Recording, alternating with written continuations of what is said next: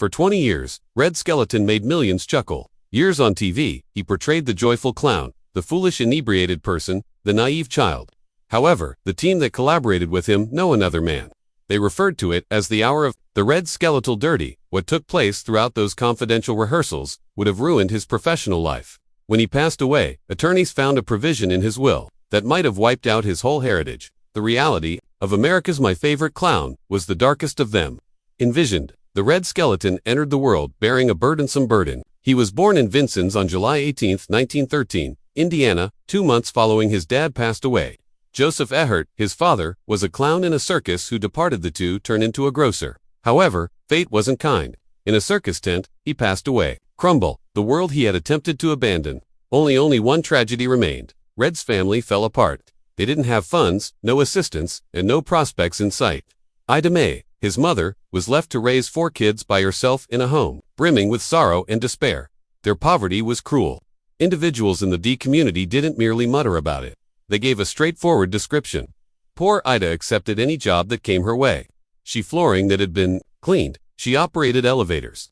She persisted even after it broke her. Not only was Red's family impoverished, they were viewed as futile. Town parents told their girls not to associate with Red, believing he was going nowhere. Those he remembered the words and phrases, but rather than shattering him, they shelved him. Red, who was just 7 years old, started employed as a newsboy. He was standing on the yelling headlines on the streets of Vincennes, not because he found it enjoyable, but rather because the money was needed by the family. Each and every coin helped. He observed individuals, perused their faces, and discovered a way to create them grin. He learned more from that work than never could school. He did more than just sell documents. He developed his performance skills. He discovered that laughter attracted notice. He would never forget that lesson. Next, something unthinkable at age 10 occurred. Outside the Pantheon, he was newspapers being sold in a theater during a famous Ed Wynn, a comedian, saw him. Wynn purchased all of Red's papers and brought him within. He gave him more than a handful. Money, a new universe was opened by him. Wynn taught Red how show business looked. Similar to backstage, it was quick, bright, and thrilling. Then suddenly a door split open for a destitute youngster without father and no prospects. That one instance delivered the dream to Red. He gave it a fierce chase. Red resigned immediately after meeting Wynn school. He did not enter show business lightly. He stepped right in and joined Doc. At 10 years, Lewis's patent medicine demonstrated elderly. The shows weren't glitzy. They were a combination of touring and pitching sales. Circus Red rode across Indiana, Missouri, Illinois, and Arkansas, assisting to market phony remedies while producing people chuckle. Despite being a youngster, he didn't behave as such. He was an adult, learning night after night the meaning of being a performer. At one point, Mom said, Red didn't flee from home until fate finally caught up with him. Red was 14 years old by then. Entered the realm of wandering theater. He became a member of the John Lawrence Stock Company and was shown in a grave he earned $15 every week performing under tents. It seemed like a lot of money, but something didn't fit. Red made a concerted effort to be sincere. Yet each time he gave a dramatic line, the crowd chuckled. Was meant to bring them to tears, but instead, they thought he was amusing. The business observed that as well, and they chose to fire him. They dropped him up at a budget hotel by the Missouri River, alone and without compensation. Though it wasn't, it might have been the end. Red persisted, and after a few days, he discovered a stern called the Cotton Blossom. The showboat was floating down the river, continuing to hold on to the memories of river amusement. Red spoke his mind. He did everything on that boat. Danced, sung, made jokes, and even donned blackface to other artists of the era. Every night presented a fresh obstacle. He discovered that he needed to win over the crowd. Work hard, shift quickly, and never allow a silent audience remain silent for a long time. His boat trained him and saved him, superior to what any school could ever offer. Red was no longer a novice at the age of 15, an active performer in vaudeville. He'd performed in showboats, medicinal shows, blackface minstrel shows, and burlesque circus acts, and even became a member of the circus. Carried on his father's legacy as a clown, but he went so far as to met said dances from the Depression era. Dance marathons in which partners performed till he never stayed, and they fell for money. He did everything he could to maintain his composure, moving and continuing to work, although most children Reed was learning in classes at his age, was intense, learning on stages, and the center of attention. In 1930, Kansas, he got something new from the city. Introduced him to Edna Stillwell, who was only 16 years old and employed at the Pantages as an usher. Red was organizing a dance in the theater. Edna had entered the marathon. Not only danced, but also won After that, she told Red that his jokes were inadequate. He was drawn to that candor. A year they eventually got married, and Edna grew more compared to his wife, who served as his manager. She was his writer and defender. Greater income? She assisted him in his studies for as she penned his jokes, even after receiving his diploma. 13 years after their divorce, she maintained she understood his beat and wrote for him. Superior to everyone else. Their largest breakthrough originated in a modest cafe, and they saw individuals dipping donuts in Montreal. That strange little habit of drinking coffee inspired a concept. They produced the A Pantomime Performance, a Dough Dunkers sketch where Red indicated many ways that people it was absurd, and it was Dunk Donuts, was outstanding, and audiences adored it. Knew they were scheduled at Loew's State Theater by York. Finally, in 1937, they were in the big leagues. Red was carried by that one sketch into the White House, movies, and even Radio House. He was invited by President Roosevelt to perform. Red quickly rose to the multitude of events celebrating Roosevelt's birthday. Skeleton's ascent in entertainment hit a significant pivotal moment in 1937. He had traveled vaudeville circuits for years. However, one radio appearance in August altered everything. He carried out his Fleshman's Donut Dunkers routine, Rudy Valet, and I spent an hour with yeast. Straightforward pantomime, yet it illuminated the airwaves. The reaction was tremendous. He was welcomed, and fan emails flooded in. Returned twice more that year. All of a sudden, Red was more than just a theater actor, he was a radio celebrity now. In October, in 1938, NBC officially recognized him as Avalon Time's new host, who replaced Red Foley. His wife Edna influenced a lot behind the scenes of the content. She was more than just an assistant. She was his primary author and collaborator in the arts. Red stood out thanks to teamwork. His voice, characters, work, and physical humor surprisingly well to radio adaptation. Was a leap rather than merely the next step. Red landed immediately into a new world central to it. By 1941, Red was the Raleigh is prepared for a greater challenge. The cigarette program began in October 7th, and it immediately turned into a hit around the country. This is where Red presented a few of his most well-known characters. J.R. the Savage Youngster became the talk of the country. His words, they appeared everywhere. I do it. It was included in battle headlines in newspapers. Doolittle Doodit was even read after the children adored the persona, so a bomber plane was financed in part by them. Clem, another work, called We Dud It, Cadell Hopper drew inspiration from a genuine Azie and Harriet. An Indiana neighbor, Nelson, also appeared on the show, along with Wonderful Smith, a comedian. Their presence gave the show more depth and influenced its humor. The performance concluded in June 1944, when Red enlisted in the military. But by he had already left a permanent influence on American society. Red's tenure on the huge screen was first used in 1938. He debuted in the film Having Wonderful Time as a summertime light comedy, Camp. He and Ginger shared the screen. Douglas Fairbanks Jr. and Rogers as Itchy Fowler, the tumultuous social director, with the most of his sequences being trimmed. Yet even with a smaller part, Red created a stir. Critics noticed his energy and time, and that was sufficient. The film made more than $1 million. Making more money than its $966,000 budget. Although it wasn't a huge hit, it opened doors. His trademark moves, similar to the Dough portion, were gaining recognition in Hollywood as well. Red thereafter established himself as a regular at MGM. He made appearances from 1938 to 1951. In more than 30 movies, 1941's Ship Ahoy positioned him next to Eleanor Powell and Burt Lau, followed by Bathing Beauty, 1944, written for Red at first, but renowned for transforming Esther Williams into a star. He starred in The Fooler in 1948, Brushman, in which he performed a door-to-door salesperson entangled in a murderous scheme. Beauty's Bathing was particularly recognizable due to its vivid scenes in Technicolor and intricate swimming routines that were directed by Red's characters merged with Busby Berkeley. Humor that was emotionally charged, and viewers adored it. He had a distinct, cozy, he was full of heart and foolish, which made him one of the most dependable comedic stars at MGM up until the 1940s.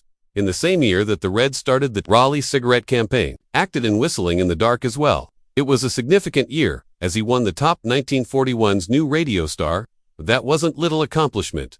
He faced legends, like Fred Allen and Jack Benny. Red's clean humor set him apart.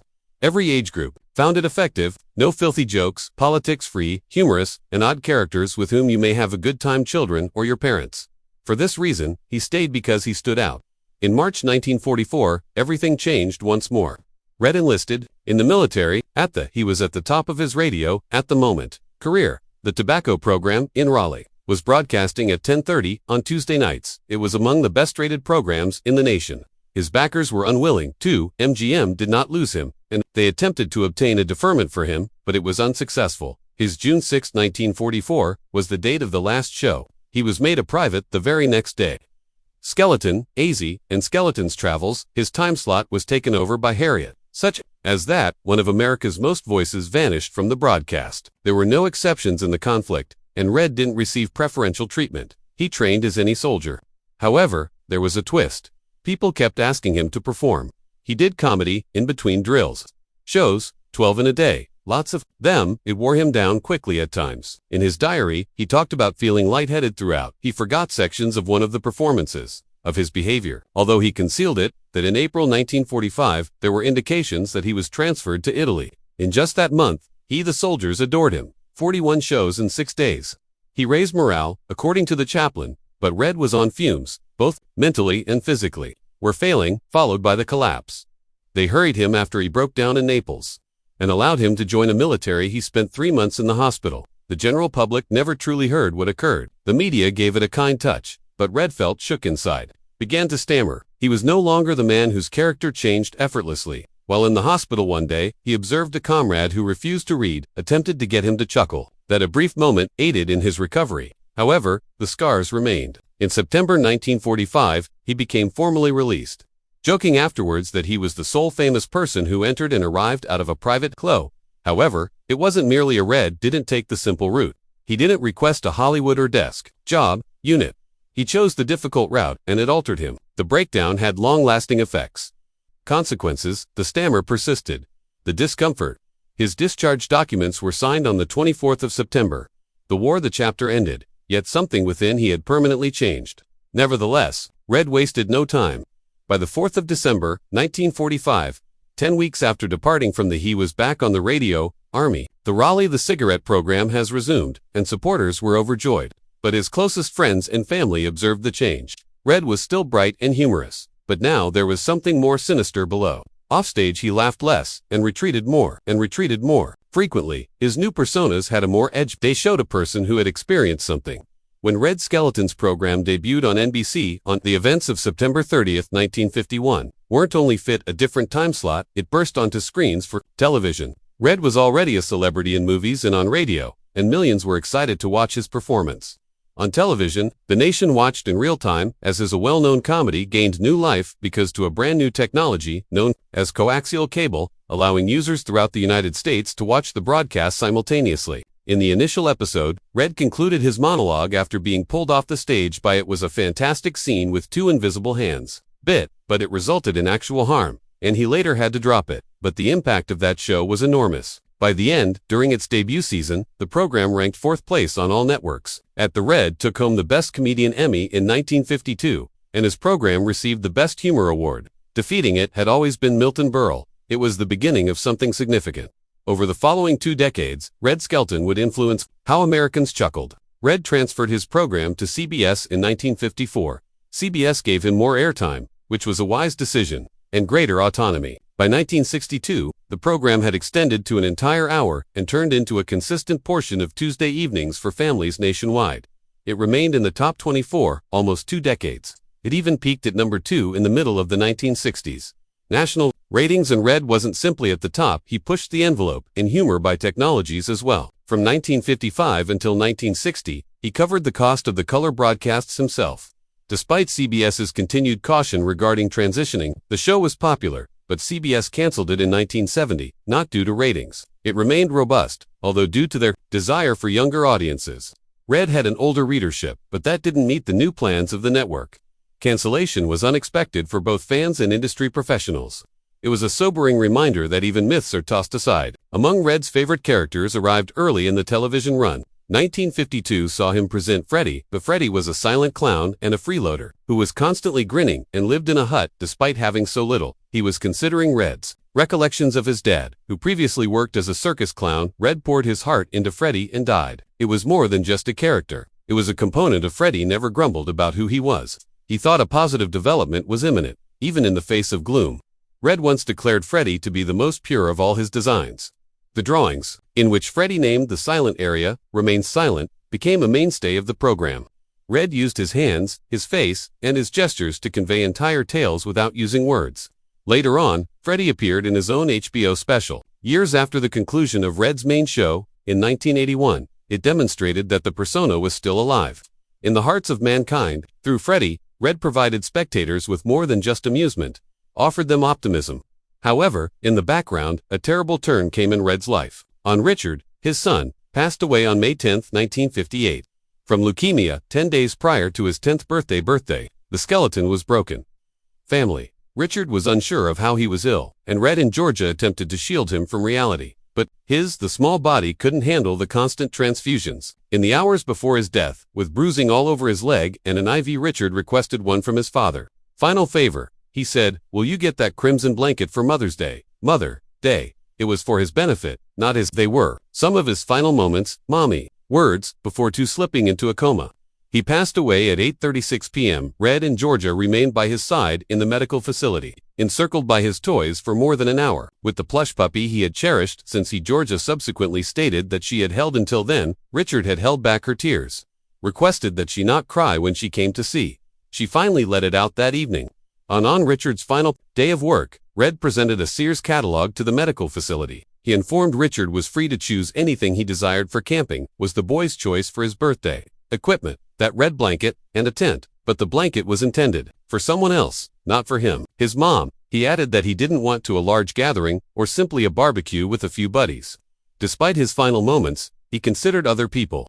That red blanket became a symbol of his affection. For the remainder of her life with Georgia, the incident made everything about what Richard was and meant to his parents. Following Richard's passing, he departed because he couldn't bear to touch his room. The toys remained precisely the same. He frequently sat in the packed backpack, there by themselves, silently descending into depression. But the sadness didn't last private indefinitely. It began to seem in both his professional and marital lives. Fred and Georgia drifted apart, having clutched one another for Richard's benefit. The sadness drove a wedge, and he was gone. Between them, in the end, their union concluded. Red's humor started to change, continued to play, but the melancholy in his eyes was difficult to overlook. The room turned into a shrine. It included every memory he couldn't discuss. It was a location where the clown might weep. The majority of fans didn't realize Red was also significant. He began painting when he was 5 years old, accompanying his mother on her journey throughout her circus work. His world revolved around the circus. Following the death of his clown father before Red painted clowns after being born. Some were lonely, but they weren't arbitrary fragments. They were linked to the roles he had performed, such as by the 1980s, Freddie's paintings were selling for more than $80,000 apiece. Each year, lithographs brought in millions of dollars. Experts in art think he created more from painting as opposed to television. Found their way into private collections throughout the entire world.